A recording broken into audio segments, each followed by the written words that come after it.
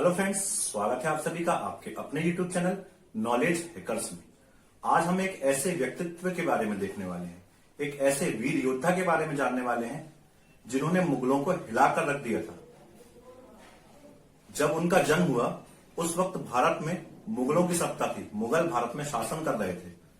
और एक तरफ जहां मुगल भारत में शासन कर रहे थे, वहीं दूसरी तरफ अंग्रेजी शक्तियां अपनी जड़ें भारत में जमाने में लगी हुई थी। आप समझ ही गए होंगे कि मैं किनके बारे में बात कर रहा हूं। मैं आज बात करने वाला हूं छत्रपति शिवाजी महाराज के विषय में। पहले पार्ट में हम देखेंगे सिर्फ और सिर्फ शिवाजी और उनसे जुड़ी हुई कुछ बातें।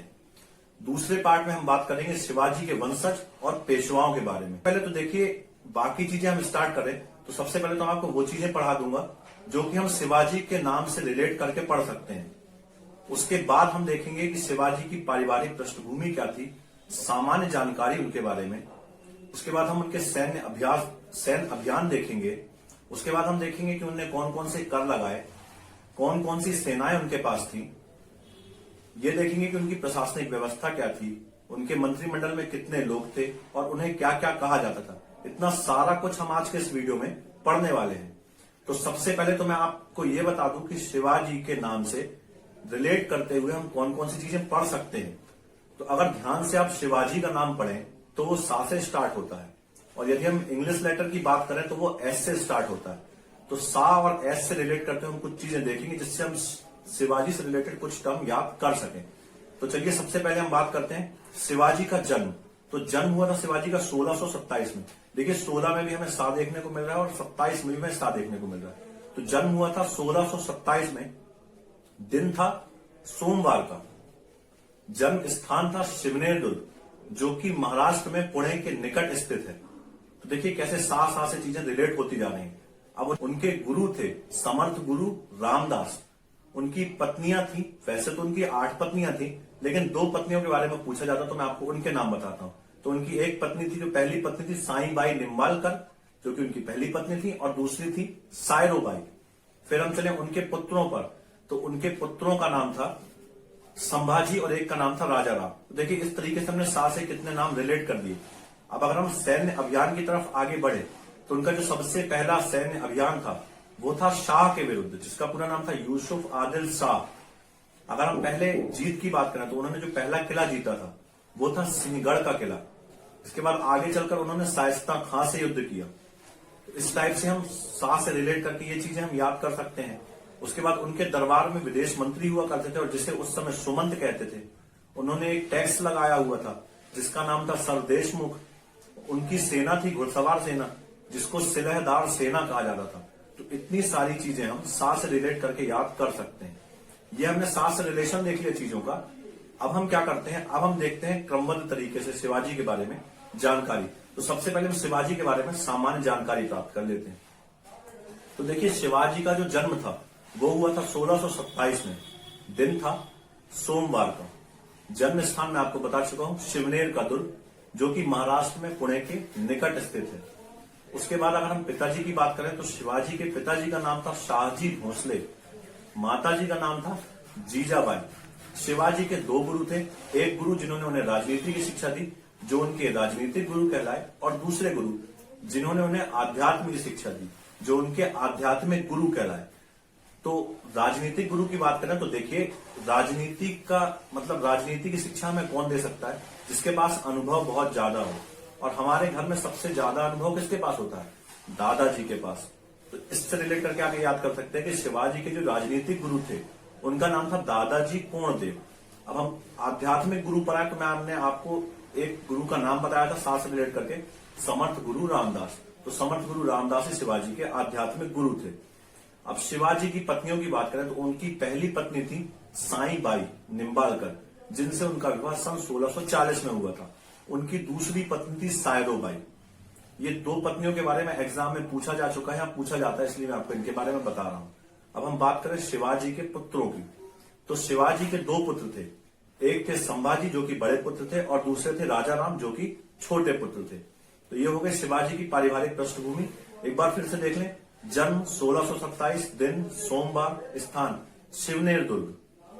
उसके बाद पिताजी शाहजी भोसले, माता जीजाबाई, आध्यात्मिक गुरु समर्थ गुरु रामदास, राजनीतिक गुरु दादाजी कोंडदेव। उसके बाद हम देखें तो उनकी पत्नी थी साईबाई और सायरोबाई, पुत्र थे संभाजी और राजाराम।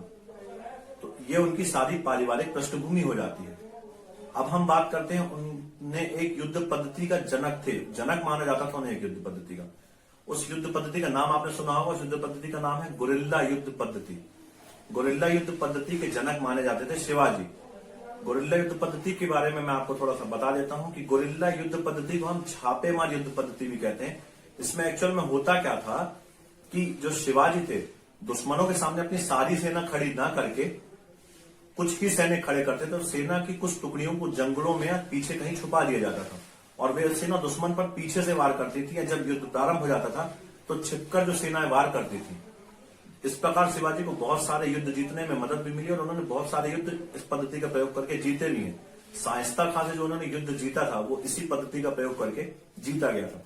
तो यह है गुरिल्ला युद्ध पद्धति। और उसमें ध्यान देने वाली बात यह है कि गुरिल्ला युद्ध पद्धति के जनक कौन थे, तो शिवाजी गुरिल्ला युद्ध पद्धति के जनक थे।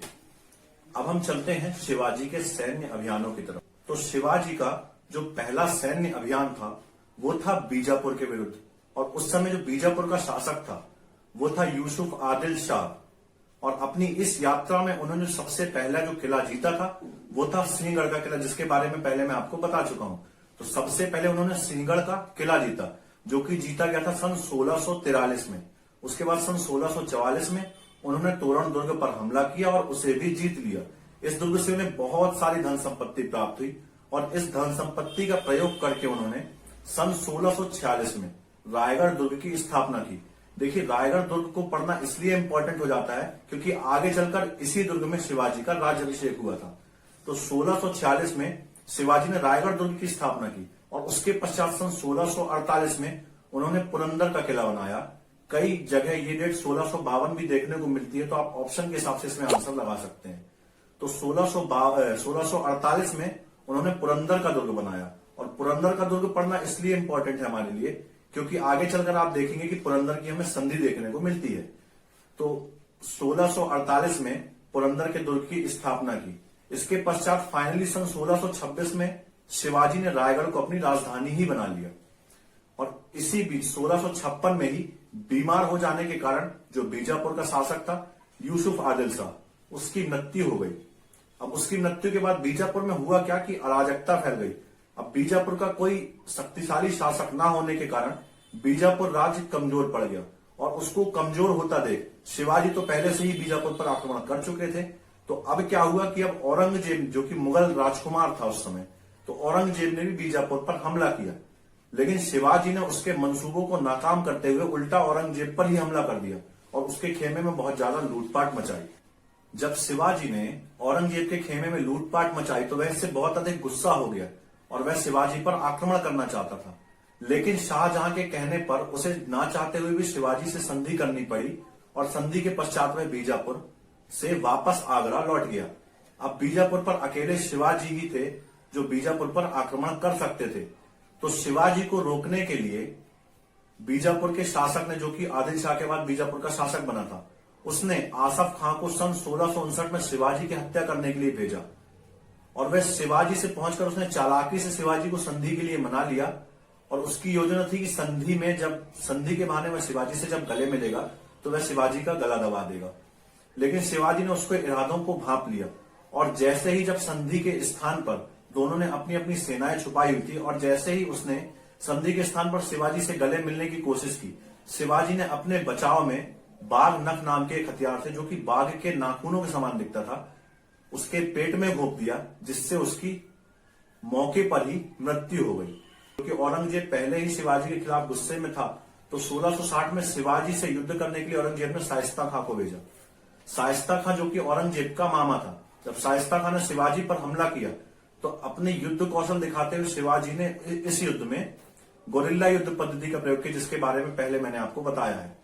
और गोरिल्ला युद्ध पद्धति का प्रयोग करके उन्होंने शाइस्ता खां को पराजित कर दिया। लेकिन इस युद्ध में इसकी मृत्यु नहीं हुई, क्योंकि शाइस्ता खां भागने में सफल हो गया था और वह भागकर वापस दिल्ली चला गया। लेकिन औरंगजेब इतने में ही नहीं रुका। अब उसने क्या किया, सन 1665 में राजपूत राजा जयसिंह को भेजा। इस समय शिवाजी जो थे वो पुरंदर के दुर्ग में रुके हुए थे, जिसकी स्थापना उन्होंने सन 1648 में की थी, मैं आपको पहले बता चुका हूं। तो वो पुरंदर के दुर्ग में रुके हुए थे। यह स्थिति भांपकर जयसिंह ने क्या किया, पुरंदर के दुर्ग को चारों तरफ से घेर लिया। अब जब शिवाजी वहां पर घिर गए और कोई रास्ता नहीं बचा, तो मजबूरन उन्हें जयसिंह के साथ पुरंदर की संधि करनी पड़ी। अब ये संधि थी ये कि शिवाजी के पास उस समय 35 किले थे जो उन्होंने जीते थे, उसमें से 23 किले उन्हें राजा जयसिंह को दे देने पड़े और अब उनके पास केवल 12 किले ही बचे थे। तो ये थी पूरी पुरंदर की संधि क्या थी। इसके अलावा और भी कुछ संधियां हुई थी, लेकिन इंपॉर्टेंट फैक्ट यही है कि उन्होंने अपने 23 किले दे देने पड़े और उनके पास अब केवल 12 किले बचे। इसके पश्चात सन 1666 में वे आगरा की यात्रा पर गए। एक्चुअल में यात्रा पर जाने का कारण था कि औरंगजेब ने उन्हें आमंत्रण दिया था। जब वे वहां सभा में पहुंचे तो औरंगजेब द्वारा उन्हें उचित सम्मान नहीं दिया गया और उन्हें उन लोगों के साथ खड़ा कर दिया गया जो वहां के आम नागरिक थे। उचित सम्मान न मिलने के कारण शिवाजी ने भरी सभा में औरंगजेब को विश्वासघाती कह दिया और जैसे ही विश्वासघाती शिवाजी ने औरंगजेब को कहा तो औरंगजेब आग बबूला हो गया और खुद को अपमानित महसूस करके उसने शिवाजी और उसके साथियों को गिरफ्तार करके आगरा के महल में बंद कर दिया। जब उन्हें आगरा के महल में बंद किया गया तो अब शिवाजी को छुड़ाए जाने की योजनाएं बनाई जाने लगी और इसी बीच एक मौका मिला कि रात्रि में अंधेरे का फायदा उठाकर शिवाजी टोकरी में छिपकर किले से बाहर निकलने में सफल हो गए। कुछ विद्वान ऐसा भी कहते हैं कि शिवाजी ने अपने एक हमशक्ल को वहां जेल में बैठाकर खुद वे टोकरी में छिपकर किले से बाहर निकल गए थे। तो इस प्रकार शिवाजी की जो पूरी आगरा यात्रा है वो थी। अब दो चीजें बताने को और रह जाती हैं। तो उन्होंने सूरत को 2 बार लूटा था। जो सूरत की पहली लूट हुई थी वो हुई थी सन 1664 में और जो सूरत की दूसरी लूट हुई थी वो हुई थी सन 1670 में। पहली और दूसरी लूट दोनों में ही शिवाजी ने अपार धन संपत्ति वहां से प्राप्त करी थी और इससे औरंगजेब भी घबरा गया था और साथ ही साथ अंग्रेज भी घबरा गए थे, क्योंकि सूरत जो थी वो मुगलों और अंग्रेजों दोनों के लिए व्यापार की एक बहुत अच्छी जगह थी। और इन लूटों में शिवाजी ने गरीब वर्ग के या सामान्य वर्ग के लोगों को नहीं लूटा था। केवल मुगल शासन के लोगों ने जो भी उनके दुर्गों का नुकसान किया था उस नुकसान की भरपाई के लिए उन्होंने केवल उन्हीं लोगों को लूटा जो कि बहुत अधिक धनवान थे या फिर जो गलत तरीके से पैसा कमा रहे थे। तो ये थी सूरत की 2 लूटें। पहली हुई 1664 में और दूसरी हुई 1670 में। इसके बाद सन 1674 में शिवाजी का राज्याभिषेक हुआ। अब यहां से 2 क्वेश्चन ये बनते हैं कि शिवाजी का जो राज्याभिषेक हुआ था वो किस दुर्ग में हुआ था। तो मैंने आपको बताया रायगढ़ के दुर्ग में शिवाजी का राज्याभिषेक हुआ था। ये वही दुर्ग था जो उन्होंने 1646 में जिसकी स्थापना की थी। उसके बाद दूसरा क्वेश्चन बनता है कि शिवाजी का राज्याभिषेक किसने करवाया था। तो शिवाजी का राज्याभिषेक करवाने वाले जो पंडित थे वो थे पंडित गंगाधर भट्ट, जो कि वाराणसी के एक विद्वान पंडित थे।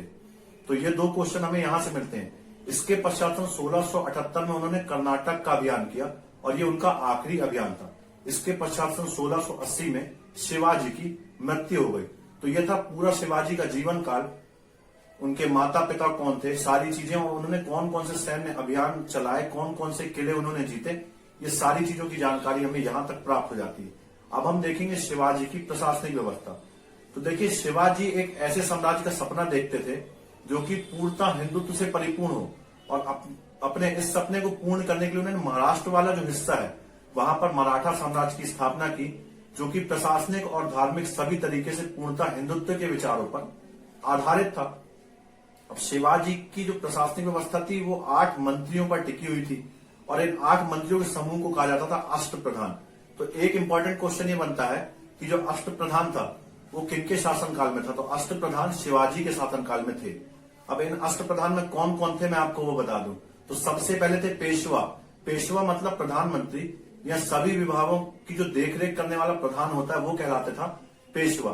तो पेशवा मतलब प्रधानमंत्री सबसे बड़ा पद था। उसके पश्चात सर ए नौबत। जब भी देश पर नौबत आती तो सबसे पहले मोर्चा कौन संभालता है। तो सबसे पहले मोर्चा संभालती है देश की सेना। तो सर पर आई नौबत, तो सर ए नौबत। सर ए नौबत किसको कहते थे, सेनापति को। उसके बाद तीसरे थे अमात्य। अमात्य को आप अर्थशास्त्र से रिलेट करें और अर्थशास्त्र का जानकार क्या बनता है, राजस्व मंत्री। तो अमात्य किसको कहते थे, राजस्व मंत्री को। उसके बाद वाक्या नवीस, वाक्या सुनकर सुनाने वाला मतलब गुप्तचर। तो वाक्य नवीस किसको कहा जाता था? गुप्तचर विभाग के अधिकारी को। उसके बाद चिटनीस, चिटनीस मतलब कि चिट या पत्र को राजा तक पहुंचाने वाला। तो ये काम किसका होता है? डाक विभाग का। तो डाक विभाग का अधिकारी क्या कहलाता था? चिटनीस। उसके बाद विदेश मंत्री के बारे में मैंने आपको पहले बताया। विदेश मंत्री कौन? सुमंत। विदेश जाने के लिए हम कौन सा मार्ग लेते हैं? समुद्र मार्ग। तो समुद्र से किसको रिलेट करें? सुमंत को। तो सुमंत क्या कहलाता था? विदेश मंत्री। उसके बाद पंडित राव मीन्स धार्मिक अनुष्ठान करने वाला, और न्यायाधीश मीन्स न्याय करने वाला। अब इन 8 लोगों में से जो पंडित राव और न्यायाधीश थे, ये 2 लोग युद्ध में भाग नहीं लेते थे। इनके अतिरिक्त सारे लोग युद्ध में भाग लेते थे। तो ये थे शिवाजी के 8 मंत्री, जो कि उनकी मंत्री परिषद में शामिल थे। और शिवाजी की मंत्री परिषद को किस नाम से जाना जाता था? तो शिवाजी की मंत्री परिषद को अष्टप्रधान के नाम से जाना जाता था। बात करें शिवाजी के द्वारा लगाए गए टैक्स की, तो शिवाजी ने अपने साम्राज्य में 2 प्रकार के कर लगाए थे। एक चौथ, जो कि कुल आय का 1/4 भाग या 25% होता था, और दूसरा सरदेशमुख, जो कि कुल आय का 1/10वां भाग या 10% होता था। तो चौथ मतलब 1/4, सरदेशमुख तो देश से अपन किसको रेट करेंगे? 10 को। तो चौथ में 1/4 और सरदेशमुख में 1/10। तो ये 2 कर शिवाजी द्वारा लगाए गए थे। अब शिवाजी की सुरक्षा व्यवस्था की बात करें या सेना की बात करें, तो शिवाजी के पास 3 प्रकार की सेना थी। पहली थी पागा सेना, जो कि स्थायी घुड़सवार सेना थी। दूसरी थी सिलहदार सेना, जो कि अस्थायी घुड़सवार सेना थी। मतलब कि ये जो लोग थे वो सामान्य नागरिक थे और हमेशा अपनी सेवाएं नहीं दिया करते थे। जरूरत पड़ने पर इन्हें राजा द्वारा बुला लिया जाता था सेवाएं देने के लिए। तो ये थी सिलहदार सेना। और तीसरी पैदल सेना, जो कि सबके पास मोस्ट इंपॉर्टेंट होती ही होती है। तो ये 3 सेनाएं शिवाजी के पास थी। तो ये थी शिवाजी के विषय में संपूर्ण जानकारी। आई होप कि आपको ये जानकारी बहुत अच्छी लगी होगी, सारी चीजें अच्छे से समझ में आई होंगी। यदि आपको मेरा वीडियो पसंद आया तो प्लीज इसे लाइक कीजिए, शेयर कीजिए, चैनल को सब्सक्राइब कीजिए। हम फिर मिलेंगे अगले वीडियो में कुछ नई जानकारी के साथ। तब तक के लिए धन्यवाद।